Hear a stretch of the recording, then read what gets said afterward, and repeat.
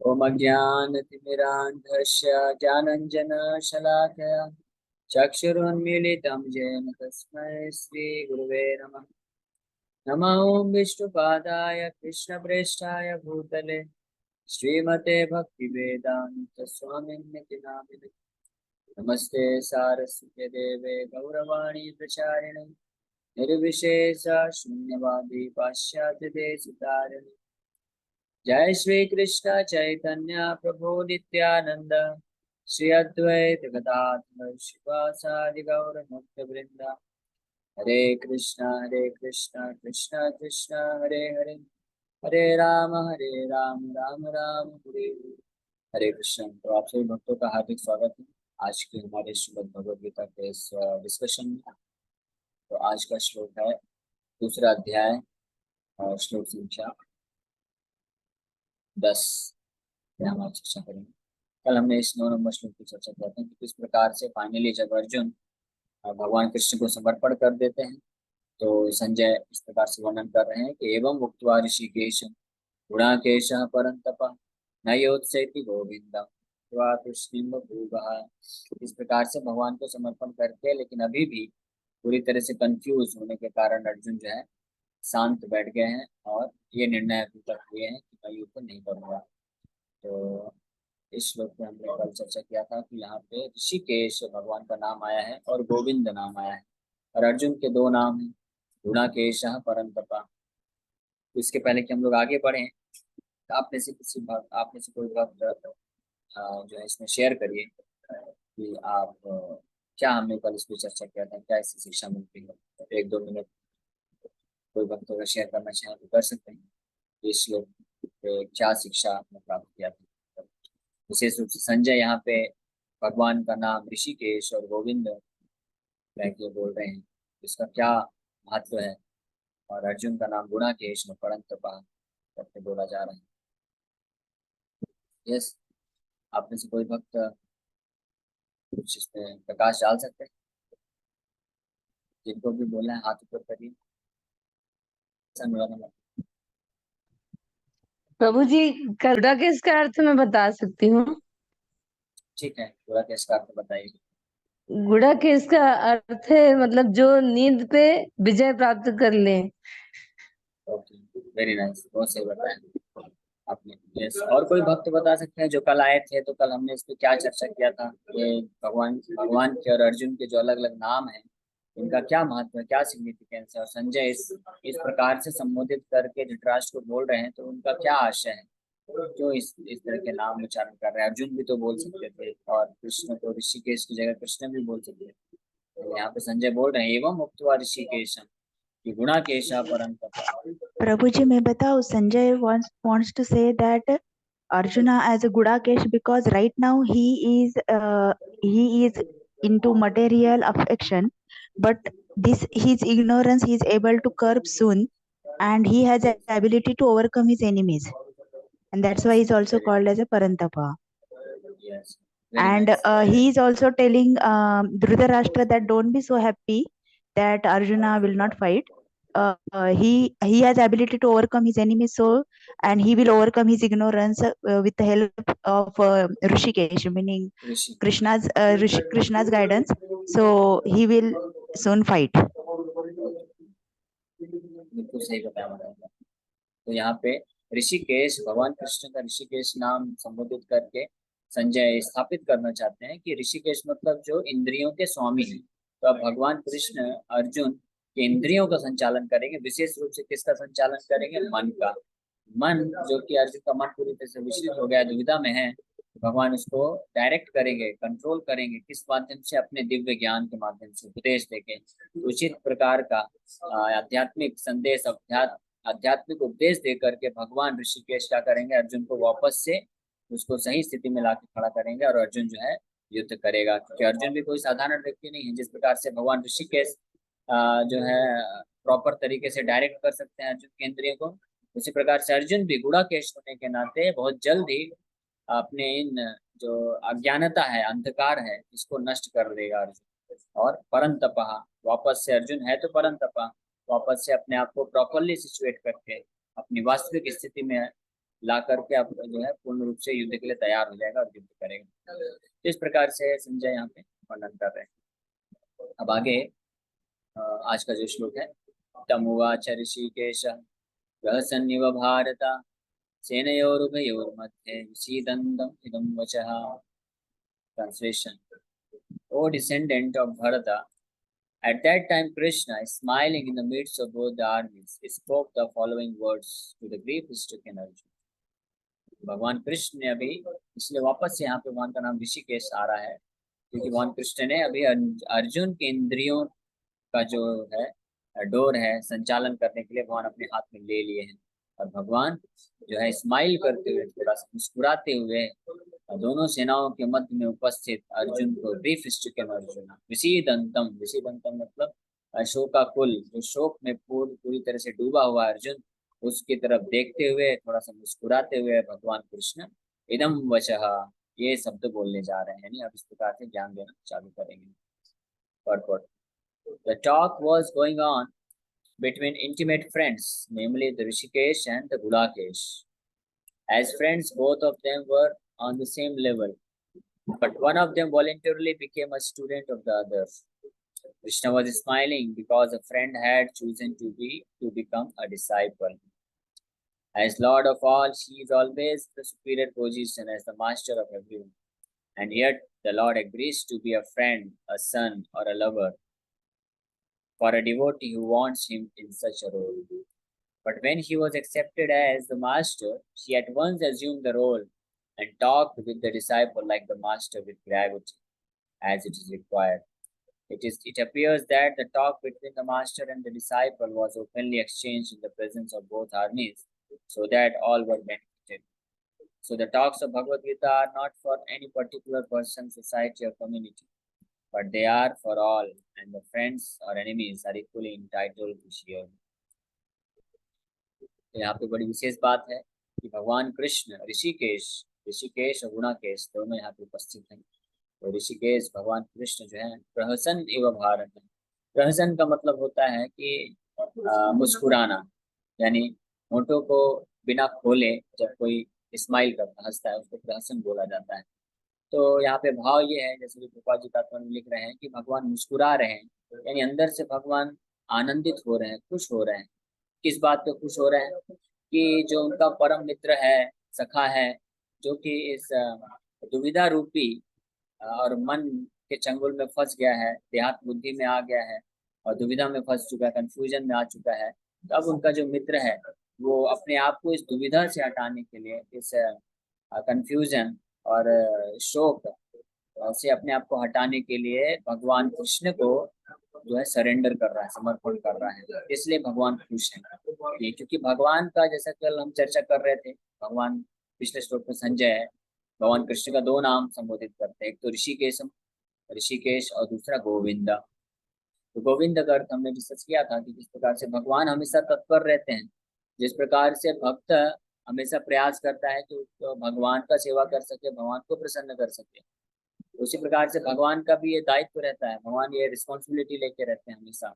भगवान भी हमेशा विचार करते हैं कि मैं अपने भक्तों को कैसे संतुष्ट कर सकूं, खुश कर सकूं और आध्यात्मिक आनंद प्रदान कर सकूं। इस प्रकार से भगवान विचार हमेशा रहते हैं। इसीलिए भगवान भी जब देखे कि अर्जुन जो कि शोकाकुल हो चुका है, कंफ्यूजन में है, डाउट में है और मटेरियल परप्लेक्सिटी यानी भौतिक समस्याओं से जूझ रहा है, तो जब भगवान इस प्रकार से देखते हैं तो भगवान विचार करते हैं मन में कि मैं किस प्रकार से अपने भक्त को इस भौतिक जंजाल से निकालूं, इस कष्ट से निकालूं, दुख से, शोक से मुक्त करूं। लेकिन भगवान देखते हैं कि क्या रास्ता है, क्या अपनाया जाए। तो जैसे ही अर्जुन जो समर्पण करने लग गए, यानी तैयार हो गए कि भगवान आप मुझे गाइड करिए, आप मेरे जीवन में एंट्री करिए, प्रवेश करिए और मेरे इंद्रियों को, मन को कंट्रोल करके, डायरेक्ट करके मुझे इस जो कठिन परिस्थिति से बाहर निकालिए। जैसे 7वें नंबर श्लोक में हमने चर्चा किया था, अर्जुन बोलते हैं साधि माम त्वाम प्रपन्नम। जब अर्जुन ने ये वचन बोले कि यश श्रेयस्यान निश्चितम ब्रूहि तन्मे, कि हे भगवान साधि माम त्वाम प्रपन्नम, मैं आपको समर्पण करता हूँ। प्रपन्न मतलब पूर्ण रूप से आपका आश्रय लेता हूँ और मेरे लिए जो सबसे हितकर चीज है, उचित है, वो आप मुझे बताइए, वो बतलाइएगा। मैं पूरी तरह से समर्पण के भाव से आपकी आज्ञा का पालन करने के लिए तैयार हूँ। अब मैं आपका शिष्य बनता हूँ, अब आपको केवल मित्र के रूप में नहीं देख रहा हूँ। तो जब ये भाव अर्जुन ने प्रकट किया तो भगवान का हृदय गदगद हो गया, भगवान प्रसन्न हो गए, खुश हो गए, और वही खुशी के मारे भगवान जो है स्माइल कर रहे हैं कि अब अर्जुन जो है मेरा जो परम मित्र है, भक्त है, सखा है, जो इतनी कठिनाई का अनुभव कर रहा है। अर्जुन की कठिनाई का हमने वर्णन प्राप्त किया है पहले अध्याय में, किस प्रकार से अर्जुन बोल रहा है कि मेरे पूरे शरीर से पसीना छूट रहा है, अश्रु धारा निकल रही है, पूरा शरीर कांप रहा है, और त्वक चैव परिदह्यते, पूरा शरीर गर्म हो रहा है। तो ऐसी कठिन परिस्थिति को देख के भगवान को भी जो है बहुत दुख की अनुभूति होती है। जब अपने भक्तों को देखते हैं भगवान के दुख में है तो भगवान को भी दुख अनुभव होता है। उसी प्रकार से हम सब जीवात्माओं को जब भगवान देखते हैं संसार में अलग अलग प्रकार के दुख में हम फंसे हुए हैं, तो ऐसा मत सोचिए कि भगवान जो है आनंद में है, भगवान को भी दुख होता है। लेकिन भगवान क्या कर सकते हैं, क्योंकि हमारे तरफ से हमारे पगड़े में बॉल है ना, हमको ही खेलना है, हमको ही डिसीजन लेना है। जब तक हम ये डिसाइड नहीं करते हैं कि हम अपने आप को इस भौतिक संसार के दुखों से मुक्त करना चाहते हैं, हम भगवान के पास जाके आश्रय नहीं लेते हैं, तब तक भगवान भी केवल दुखी ही हो सकते हैं, भगवान कुछ कर नहीं सकते। तो उसका कारण क्या है? कारण ये है कि भगवान हमारी स्वतंत्रता में हस्तक्षेप नहीं करना चाहते। भगवान जबरदस्ती हमको अपना भक्त नहीं बनाना चाहते हैं।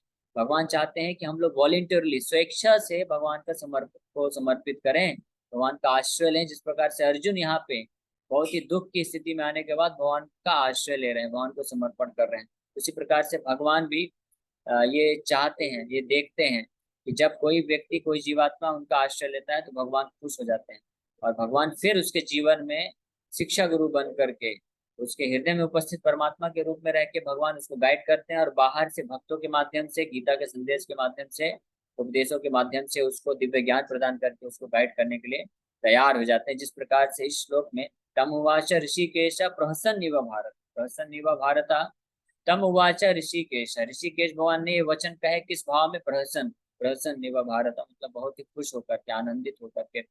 उसी प्रकार से जब हम अपने जीवन में हमारे जब भी दुख होते हैं, डिस्टर्बेंसेस आता है, तो हम जब भगवान को सिंसियरली प्रार्थना करते हैं, उनका आश्रय लेते हैं, उनके नाम का उच्चारण करके, और इस भाव से आश्रय लेते हैं कि भगवान आप मेरे जीवन को गाइड करिए, मेरे लिए जो सबसे उचित है वो आप मुझे मार्गदर्शन दीजिए, मैं तैयार हूँ आपको समर्पित करने का। उस समय ही भगवान जो है तैयार हो जाते हैं, तत्पर हो जाते हैं हमको मदद करने के लिए। और भगवान की कृपा का जो फर्स्ट इंस्टॉलमेंट है, जो भगवान जब किसी इस प्रकार से, जब कोई जीव आत्मा जिस संसार में भटक रहे हैं, जब वो हृदय से ईमानदारी पूर्वक भगवान का आश्रय लेने का प्रयत्न करते हैं, तो भगवान अपनी सबसे पहली कृपा के रूप में क्या कार्य करते हैं उनके जीवन में, कि अपने किसी भक्त को, प्रामाणिक भक्त को भेज देते हैं। तो ये भगवान की कृपा का फर्स्ट इंस्टॉलमेंट समझना चाहिए, या भगवान की असली कृपा समझना चाहिए। श्रीमद् भागवत में भगवान शिव भी इस बात के इसका वर्णन करते हैं। भगवान शिव बताते हैं कि जब भगवान किसी के ऊपर कृपा करना चाहते हैं तो उनको वो अपने भक्तों का संग प्रदान करते हैं। क्योंकि शिव जी खुद जो है, जब ये प्रचेता निकले थे तपस्या करने के लिए, तो शिव जी उनके मार्ग में आ जाते हैं, आधे रास्ते में उनको मिल जाते हैं और पूछते हैं आप लोग किधर जा रहे हो, क्या करना चाहते हो आप? तो प्रचेता लोग बोलते हैं कि हमारा हमको ये आदेश है कि हम लोग जाके तपस्या करें, फिर तपस्या से जो बल प्राप्त होगा उससे फिर हम पूरी सृष्टि को आगे बढ़ाएंगे। तो शिव जी बोलते हैं ठीक है, आपका उद्देश्य तो अच्छा है, लेकिन आपको मालूम है कि ये कैसे करना है, और हमारे मनुष्य जीवन का परम लक्ष्य क्या है? तो उनको कुछ पता नहीं था। तो वो लोग क्या किए, क्योंकि वो लोग सिंसियर थे, ईमानदार थे, तो वो लोग भगवान शिव को गुरु के रूप में स्वीकार करते हैं, और उनको फिर प्रार्थना करते हैं कि आप हमें गाइड करिए, आध्यात्मिक ज्ञान दीजिए। तब शिव जी उनको बहुत अच्छा जो है रुद्र गीत सुनाते हैं, जिसमें भगवान कृष्ण का, नारायण का गुणगान करते हैं, और उन सबको ये ज्ञान प्रदान करते हैं कि जीवन का असली लक्ष्य तो है कि हमको इस भौतिक संसार से अपने आप को मुक्त करके भगवान कृष्ण के चरण कमलों में आश्रय प्राप्त करना है। और फिर इस प्रकार से बहुत अच्छा वहाँ पे गुणगान करते हैं। तो उसी प्रकार से भगवान जब किसी के ऊपर कृपा करना चाहते हैं, जो वास्तविक रूप में ईमानदारी पूर्वक आश्रय लेता है और इस अपने आप को इस संसार के दुखों से मुक्त करने के लिए प्रयास प्रार्थना करता है भगवान को, भगवान उसके जीवन में भक्तों को भेज देते हैं। हमारे जीवन में भी देखिए, हम लोग का परम सौभाग्य है कि किसी न किसी रूप में हमको भगवान के भक्तों का संग प्राप्त हो रहा है। तो इसका मतलब हमको समझना चाहिए कि ये भगवान की कृपा है, और हमने इस जन्म में या पिछले किसी जन्म में हमने भगवान के प्रति आश्रय लेकर के ये प्रार्थना किया है सिंसियरली कि भगवान आप मुझे आपके भक्तों का संग प्रदान करिए, आप मुझे इस भौतिक संसार से मुक्त करिए। इसी कारण, इसी हेतु हमारे जीवन में भक्त आते हैं। और अब हमको क्या करना है कि इस प्रकार से जो भगवान के द्वारा हमको ये संग प्रदान किया जा रहा है, ये सुअवसर प्रदान किया जा रहा है, कृपा प्राप्त के प्रदान की जा रही है भक्तों का संग रूपी, तो उसका पूर्ण लाभ उठाते हुए भगवान का पूर्ण आश्रय लेने का प्रयत्न करना चाहिए। तो इस प्रकार से यहाँ पे भगवान कृष्ण मुस्कुराते हुए अर्जुन को अब गाइड करने के लिए पूर्ण रूप से तत्पर हैं, तैयार खड़े हैं। और एक एक करके जो है अर्जुन के जितने भी डाउट्स हैं, जितने भी जो मनोव्यासंगम है, यानी जो आसक्ति है, वो सबको नष्ट करते जाएंगे भगवान। किसके माध्यम से? With the sword of knowledge, ज्ञान की तलवार से। शुद्ध जो उपदेश है, स्पिरिचुअल नॉलेज, आध्यात्मिक ज्ञान के माध्यम से भगवान कृष्ण अर्जुन के एक एक प्रकार के जितने भी भौतिक आसक्ति है उसको नष्ट करते जाएंगे। इसलिए भगवान यहाँ पे प्रसन्न है, बहुत मुस्कुरा रहे हैं और खुश हैं भगवान यहाँ पे अर्जुन, क्योंकि अर्जुन अभी उनका आश्रय ले लिया है। और दूसरी विशेष महत्वपूर्ण बात है, श्रील विश्वनाथ चक्रवर्ती ठाकुर इसमें और भी वर्णन करते हैं कि भगवान कृष्ण यहाँ पे जब अर्जुन जब पहले अध्याय में अलग अलग तर्क दे रहे थे, तर्क वितर्क जो भी बोले, तर्क वितर्क कर रहे थे कि मैं युद्ध नहीं करना चाहता हूँ, तो सारे के सारे जो कारण है अर्जुन ने धर्मशास्त्र से दिए। अर्थशास्त्र के ऊपर धर्म शास्त्रों को मानते हुए अर्जुन ने ये कारण दिए, लेकिन वो धर्मशास्त्र भी भौतिक जगत के ही है, भौतिक चीजों के बारे में ही है। त्रैगुण्य विषया वेद, 3 गुणों से ही डील करते हैं। तो ये सब सुन के भगवान जो है हंस रहे थे, मानो हंसने का भाव था भगवान का कि देखो ये कैसा है अर्जुन, कैसी बातें कर रहा है, मेरा मित्र होते हुए भी ये जो इस प्रकार के भौतिक आसक्ति में फंस रहा है। तो इसलिए भगवान जो है हंस रहे थे, हंसने का भाव था। लेकिन जब देखे भगवान कि अर्जुन जो है अभी कंफ्यूज हो गया है और अब समर्पण करना चाहता है, सरेंडर कर रहा है, तो इसलिए भगवान अपनी हंसी को रोकते हुए केवल मुस्कुराए, प्रहसन्निव भारता, और हंसी को दबा के मुस्कुराते हुए भगवान समझ गए कि अब अर्जुन जो है सही रास्ते में आ रहा है धीरे धीरे, और स्पिरिचुअल नॉलेज यानी आध्यात्मिक ज्ञान को प्राप्त करने के लिए पूरी तरह से योग्य बन रहा है। तो अब मुझे क्या करना चाहिए? अर्जुन को शिष्य के रूप में स्वीकार करके अर्जुन को मार्गदर्शन करने के लिए तैयार हो जाना चाहिए। इसलिए भगवान अपनी हंसी को प्रहसन यानी मुस्कुराना का मतलब होता है कि पूरा ठहाका लगा के हंस नहीं सकते, हंसी को दबाने का प्रयास किया जा रहा है। उस प्रकार से भगवान भी जो है अर्जुन की स्थिति को देखते हुए हंसने की बजाय अब सीरियस हो रहे हैं, गंभीरता पूर्वक अर्जुन के समर्पण को ले रहे हैं, ताकि अपने आप को प्रिपेयर करके आप ग्रेविटी के साथ यानी पूर्ण गंभीर होकर भगवान जो है अर्जुन को इस गीता का उपदेश देने के लिए तैयार खड़े हैं। और ये जो गीता का उपदेश है, तम उवाच ऋषिकेशः प्रहसन्निव भारत सेनयोर उभयोर मध्य, ये दोनों सेनाओं के मध्य में खड़े होकर भगवान कृष्ण तैयार हैं और गीता को उपदेश देने के लिए तत्पर हो रहे हैं। तो इससे बात साबित होता है, कृपा जी तात्पर्य में लिख रहे हैं कि सेनयोर उभयोर मध्य यानी दोनों सेनाओं के लोगों के लिए इक्वली बेनिफिशियल है ये गीता का ज्ञान। यानी कोई भगवान के प्रति आस्था रखता है, श्रद्धा रखता है, या भगवान के अगेंस्ट भी क्यों ना हो, ये दोनों के ही लोगों के लिए बेनिफिशियल है भगवत गीता का उपदेश। और हम लोग ये देखते हैं आज के समय में कि चाहे कोई भक्त हो या भक्त ना भी हो, जो भगवान की भक्ति करना चाहता है, भगवान को प्राप्त करना चाहता है, भगवान को प्रसन्न करना चाहता है, भगवान के प्रति प्रेम विकसित करना चाहता है, तो उसके लिए तो गीता बहुमूल्य रत्न है। उसके लिए तो गीता क्या है, एक बहुत ही जिसको पढ़ने से उसको भगवान के प्रति प्रेम उत्पन्न हो जाएगा और उसका प्राण धन बन जाएगा। गीता उसके लिए प्राण धन होता है। लेकिन ऐसे लोग जो भगवान के प्रति प्रेम विकसित नहीं करना चाहते हैं, भगवान से जिनका कोई लेना देना नहीं, लेकिन इस संसार में रह के केवल भौतिक सुख प्राप्त करना चाहते हैं, तो उनके लिए भी भगवत गीता बहुत ही लाभदायक होता है। और ऐसे लोग गीता का इस्तेमाल करके, प्रयोग करके अपने इस भौतिक जीवन को भी कम से कम सही बनाने का प्रयास करें। तो इसलिए सेने और उभय और मध्य, दोनों सेनाओं के मध्य में यानी अपोजिट पार्टी जो है, उनके लिए भी ये गीता का ज्ञान बहुत महत्वपूर्ण है। और जो अर्जुन की तरफ के लोग हैं, जो कृष्ण के साथ हैं यानी कृष्ण के भक्त, उनके लिए भी ये जरूरी है। इसलिए भगवत गीता का नॉलेज जो है एक यूनिवर्सल टीचिंग, भगवत गीता एक यूनिवर्सल बुक ऑफ नॉलेज है। ये जस्ट किसी केवल भक्तों के लिए बस नहीं। हालांकि भगवत गीता का जो संदेश है वास्तव में वो केवल भक्त लोग ही अच्छे से समझ सकते हैं, पूर्ण रूप से भक्त लोग ही उसको समझ के पूर्ण लाभ उठा सकते हैं, ये तो सत्य बात है।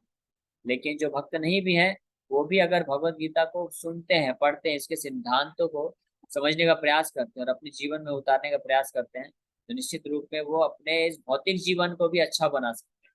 तो इस बात का भी यहाँ पे संकेत मिलता है कि भगवान जो अब ये ज्ञान जा रहे हैं, देने देने वाले हैं अर्जुन को, विषीदंतम, विषीदंतम मतलब शोकाकुल, है ना, जो शोक में फंसा हुआ है, टू द लैमेंटिंग अर्जुन। तो ये जो लैमेंटिंग विषीदंतम शब्द ये सूचित करता है कि संसार में कोई भी व्यक्ति है जो शोक में पड़ा हुआ है, दुख में है, निमग्न है पूरी तरह से, वो चाहे भगवान का भक्त हो या अभक्त हो, या वो भक्त बनना चाहता है या नहीं बनना चाहता है, दोनों ही कंडीशन में, हर स्थिति में उससे भगवत गीता भगवान के द्वारा जो बोला गया ये दिव्य संदेश है, उसके लिए बेनिफिशियल ही होगा, लाभदायक ही होगा। इसका कोई जो है दुष्परिणाम नहीं होने वाला है, साइड इफेक्ट नहीं होने वाला है। हाँ, यानी कहने का मतलब है जो भी गीता का आश्रय लेगा किसी भी मनोभाव से उसको लाभ मिलेगा। हालांकि पूर्ण लाभ, जो सर्वश्रेष्ठ लाभ है, एक्चुअल प्रोडक्ट है, वो भक्तों को ही मिल सकता है। जब भक्ति भाव से कोई भगवत गीता को सुनता है, पढ़ता है, या जो इस इंटेंशन के साथ, इस उद्देश्य के साथ कि मुझे भगवत गीता को पढ़ के समझ के भगवान कृष्ण को जानना है और भगवान कृष्ण का भक्त बनना है, उनको प्रसन्न करना है, उनके प्रति आसक्ति विकसित करना है, तो इस भाव से जो अप्रोच करता है भगवत गीता, इस भाव से जो सुनता है, पढ़ता है, तो वो पूर्ण लाभ उठा पाता है।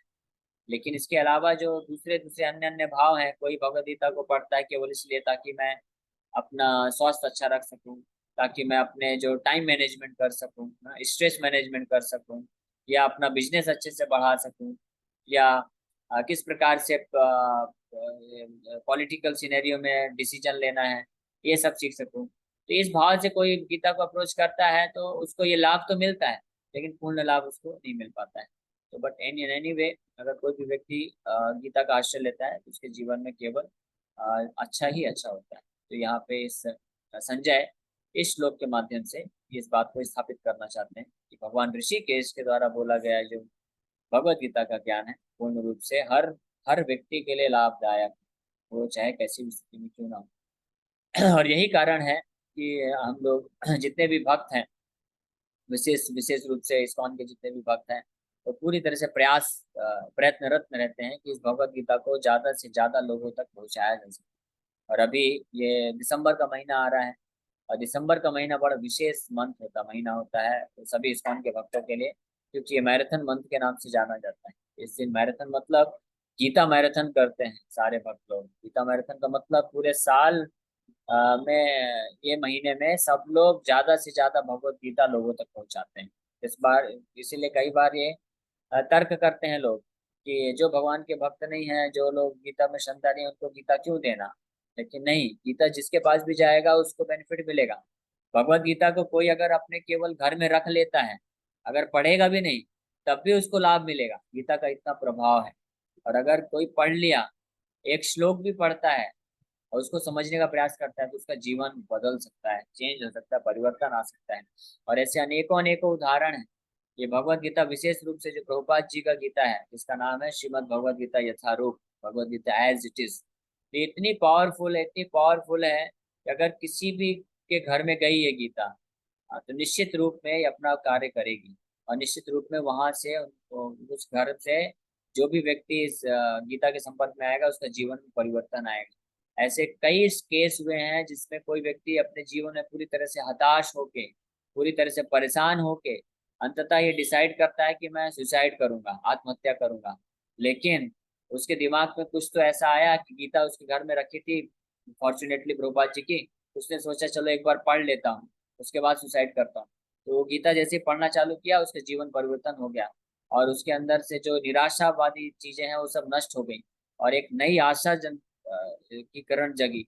और सुसाइड करना तो छोड़िए, वो उल्टा भगवान का भक्त बन के कई लोगों का जीवन बचाने के लिए निकल चलता है।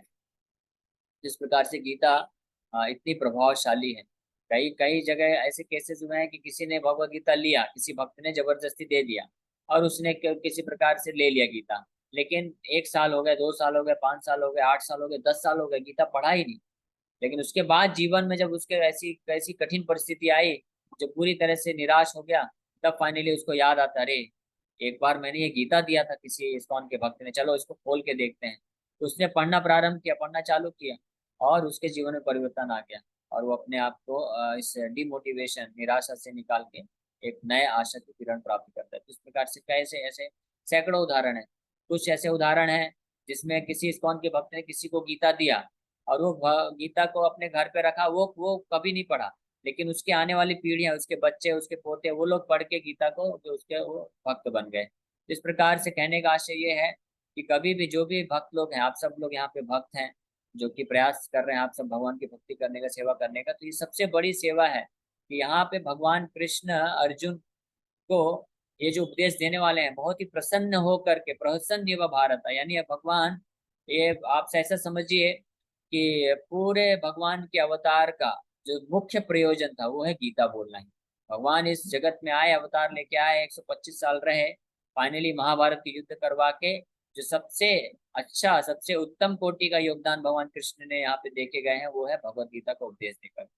इसीलिए भगवान ये तीव्र इच्छा करते हैं, 18वें अध्याय में भगवान बोलते भी हैं कि या इदम परमम गुह्यम मद भक्तेषु विधास्यति न च तस्मात् मनुष्येषु कश्चिन में प्रियकृततमः, कि जो भी भक्त, जो भी मेरा भक्त है, वो इस गीता के संदेश को दूसरों तक पहुंचाता है, तो उससे ज्यादा प्रिय मेरा कोई भी नहीं है। क्योंकि ये गीता का संदेश जो है, ये गीता का जो ज्ञान है, मेरा ये प्राण है, ये सर्वोत्तम मेरा कंट्रीब्यूशन है जो भगवान ने दिया। इसलिए इस्कॉन के सारे भक्त जो है प्रयास करते हैं गीता को ज्यादा से ज्यादा लोगों तक पहुंचाने का, चाहे हम गिफ्ट के माध्यम से या लोगों को प्रेरित करके, उनको दे के, गीता कॉन्टेस्ट के थ्रू अलग अलग तरीके से गीता पहुंचाते हैं। क्योंकि एक बार ये गीता पहुंच गया किसी के पास भी, तो निश्चित रूप में उसका जीवन जो है परिवर्तित हो सकता है, और वो भगवान कृष्ण का भक्त बन सकता है। और अगर भक्त नहीं भी बनेगा ना, तो अगर वो गीता को पढ़ता है, पूर्ण रूप से भक्त नहीं भी बना, तब भी उसके जीवन में असली सुख और शांति आ सकती है। अगर हम किसी को भौतिक रूप में भी मदद करना चाहते हैं, तो भी हम उसको गीता दे सकते हैं। क्योंकि गीता पढ़ने से जब वो